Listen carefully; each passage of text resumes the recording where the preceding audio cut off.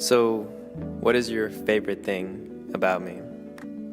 If you could just think of one thing, what would that be? It's hard. There's so much. Go ahead. Just first thing that comes to the top of your head. First thing. I guess the first thing I thought was how thoughtful you are, I guess.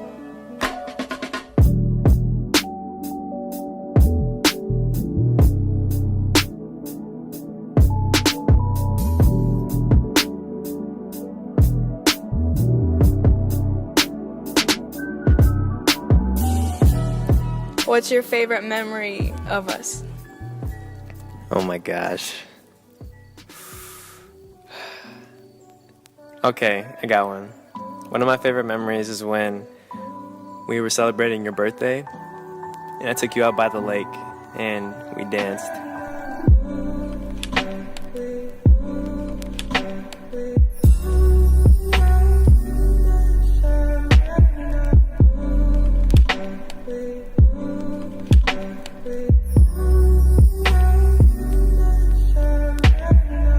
What is your favorite joke Stop. or moment or hilarious moment that we've shared or that I've told you? I can't. We laugh so much.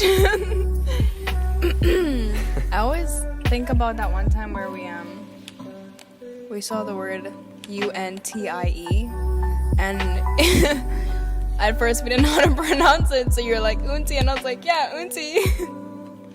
And then we were trying to figure out, well, I've never heard that word before, and then we figured out it was untie, and we were like laughing hysterically.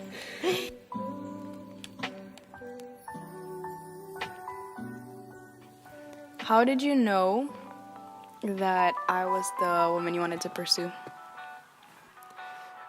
I actually didn't know. I knew I liked you, and one of my disciplers asked me about you. I told him, yeah, I talk to her every day, and he's like, wait, you're friends and you talk every day on the phone? I'm like, yeah. He's like, do you like her? I'm like, yeah, I like her. He's like, then ask her to be your girlfriend. And up until that point, I didn't think like, oh, I should probably ask her to be my girlfriend. I just knew that I liked you, but I think he was trying to get at, don't waste her time.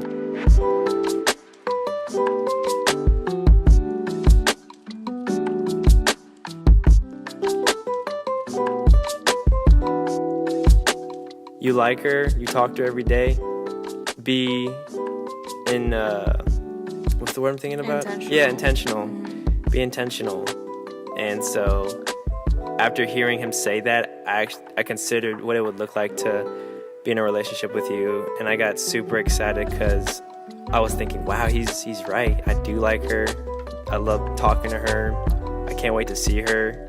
That's what it was. If I can add to that, whenever you were in Lake Tahoe, like that entire summer, and you came back, and I remember I was excited to see you too, and then you surprised me at Chick-fil-A because that's where I was working at the time.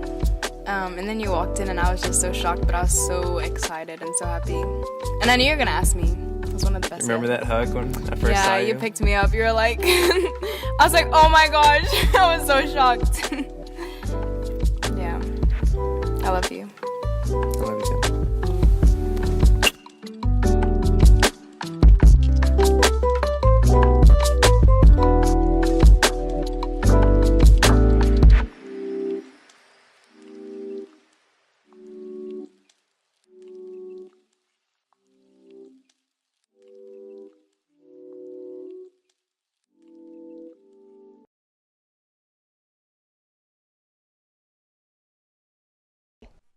The University Bookstore has been very busy as Texas State students purchase their official class rings. For most students, a Texas State ring symbolizes hard work, significant accomplishment, and the completion of a degree.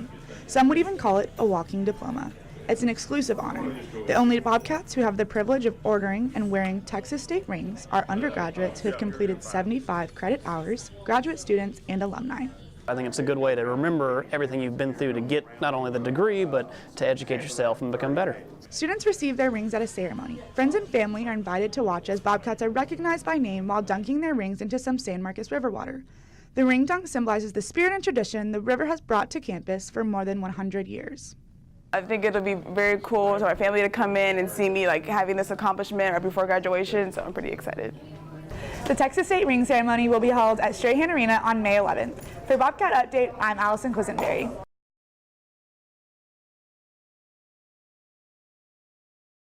Although improvements have been made, Texas State's campus is a challenge to navigate if you're a student with physical impairments. Felicia Tapia is one of hundreds of disabled students at Texas State who must deal with ramps and stairs that seem to prevail on campus. It takes a lot longer because I have to like push through a crowd of people going on this ramp, like walking or riding their bike on the ramp, which is really inconvenient because I'm trying to go to class. Tapia says the university should improve access to residential halls. I get that. You know, ADA wasn't passed till 1990. Technically, it wasn't required for res halls to be accessible before then. But it's way past 1990. Like, it's 2019. Can't you, like, update it a little bit? If you're a disabled student with a similar story, contact Texas State's Office of Disability Services. For Bobcat Update, I'm Tom Vasquez.